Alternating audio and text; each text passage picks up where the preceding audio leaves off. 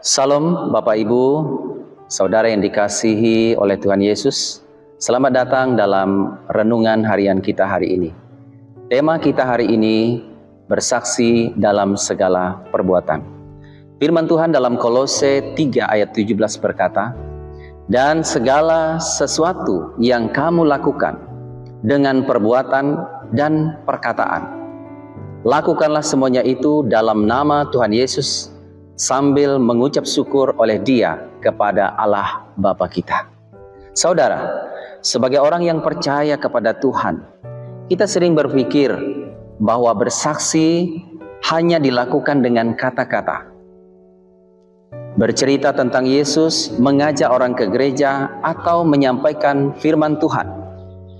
Namun ayat ini memperluas makna kesaksian. Bukan hanya perkataan, tetapi segala perbuatan kita yang harus memperlihatkan bahwa kita hidup di dalam Kristus. Renungan kita hari ini menekankan bahwa setiap aspek hidup kita, baik perkataan maupun perbuatan, harus dilakukan di dalam nama Tuhan Yesus. Artinya, hidup kita adalah gambaran dari siapa Yesus itu.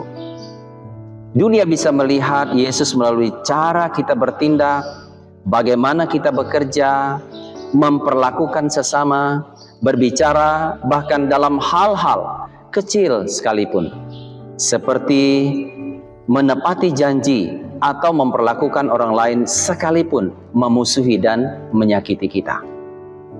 Perbuatan kita bisa menjadi kesaksian yang lebih kuat daripada kata-kata kita. Ketika orang lain melihat kasih, kesabaran, kejujuran, dan integritas dalam hidup kita, mereka melihat Yesus yang hidup di dalam diri kita.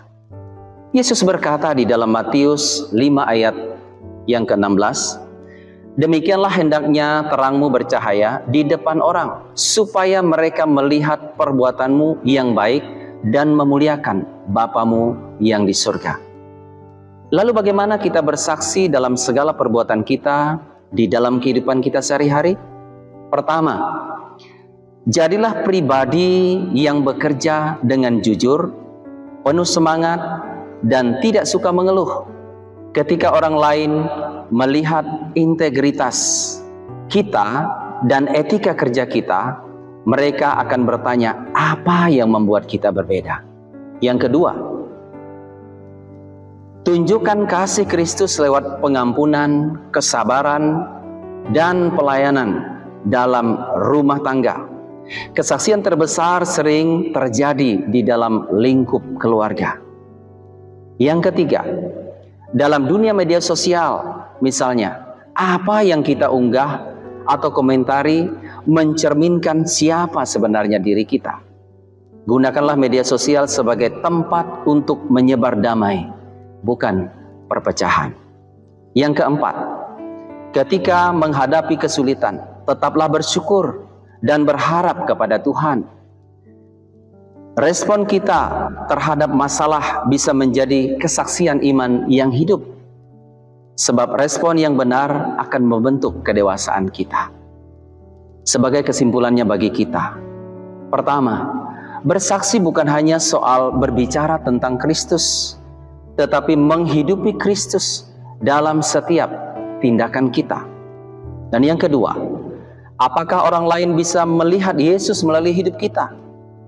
Biarlah setiap perbuatan kita memperlihatkan kasih, kebenaran, dan kemuliaan Kristus. Akhirnya Bapak Ibu Saudaraku yang dikasihi oleh Tuhan, menjadi doa kita bersama, hendaklah perbuatan kita memperlihatkan kasih, kebenaran, dan kemuliaan Kristus. Amin. Tuhan Yesus memberkati kita.